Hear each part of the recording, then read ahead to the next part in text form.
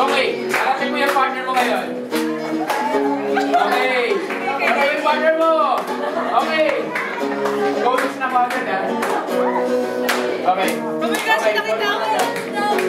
Okay, so, huwag yung pansinin to. Huwag natin yung kumanta si Mau. Gusto ko sumayaw ka lang para kay God. Tingnan mo yun. Okay, ayun mo yun. Ay, di wag dito. Utang na naman. Come on. Sumawa tayo dito!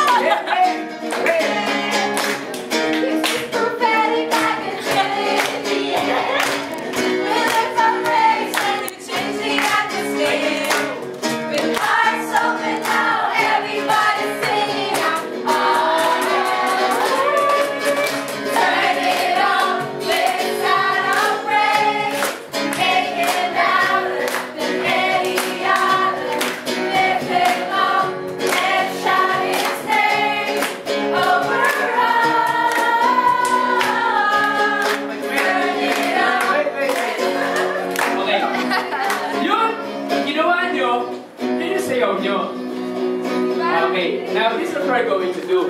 Pakihintanggal yung chair. Okay. Gagawin natin. Buhay na buhay ang pretty ngayong tanghali nyo. Okay.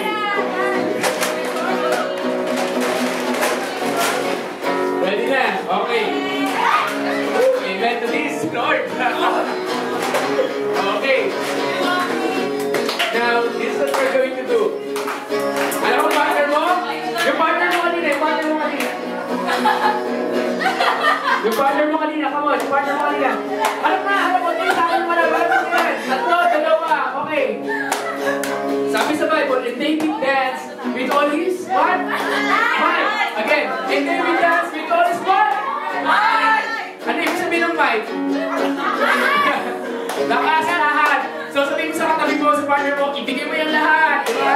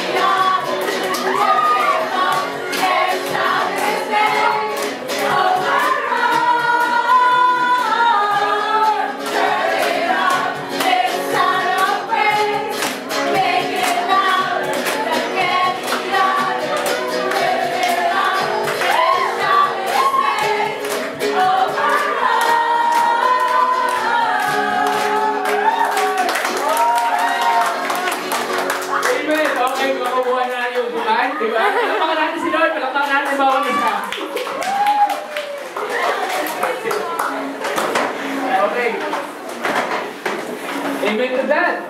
Grabe, ayos yan ha. Yun, kapatid, yun ang undignified. Amen ba? Sige nga po. Grabe. Wala na akong yung isa. Yun lang. Kuya Mike, ano yung ginawa natin? That's dancing na po. That's undignified. Diba? Bakit mo nila? Okay ah. Hindi pa tayo tapos. So, mukhang nagpaparagdag ng Holy Ghost party. Mukhang mag-worship with si Mao. Kailangan na pala na ganito ang preaching para mag-worship nito ni si Mao. Okay, so, Kuya Mike, kailan ba una nag-worship? Kailan yung una sa kahuling nag-worship with si Maureen? Magandang tanong yan. Okay, last year.